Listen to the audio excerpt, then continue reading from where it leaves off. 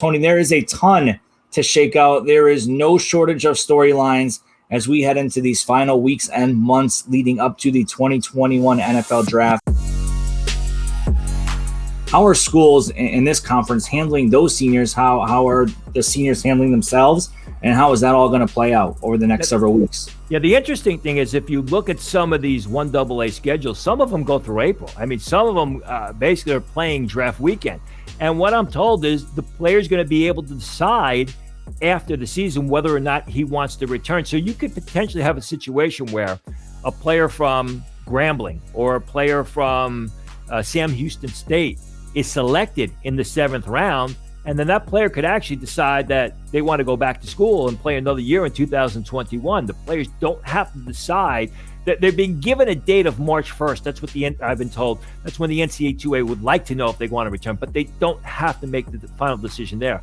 I'm told that NFL teams can interview these guys. They can do the Zoom interviews. They can get information on them and decide if they want to draft them. But just because you're drafted doesn't mean you have to play in the NFL next year. You could potentially go back for another year if you're playing for a team in the CAA or the SWAC or another conference like that. So lots of stuff to play out between the FCS season starting this weekend, between pro days happening, starting to ramp up, between free agency starting a month from now. Lots of continued chatter around draft prospects. Who's wide receiver 1? Who's QB2? Who's QB3? Is Trey Lance going to jump up there? How far is Justin Fields going to fall? Tony, there is a ton to shake out. There is no shortage of storylines as we head into these final weeks and months leading up to the 2021 NFL Draft.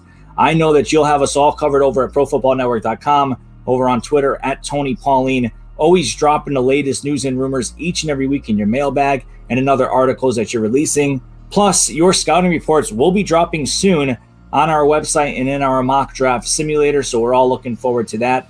Anything else, Tony, before we sign off for this week? No, it's kind of interesting because, this is usually the week that's the lead up to the combine, and I'm getting, workout information, who's expected to blow the roof off at Indianapolis. And, unfortunately, there's not a lot of chatter about anything this year, not free agency, not workouts. I think everything's going to be a little bit delayed, but I'm sure once we get to the beginning of March, there's going to be a mad rush of information.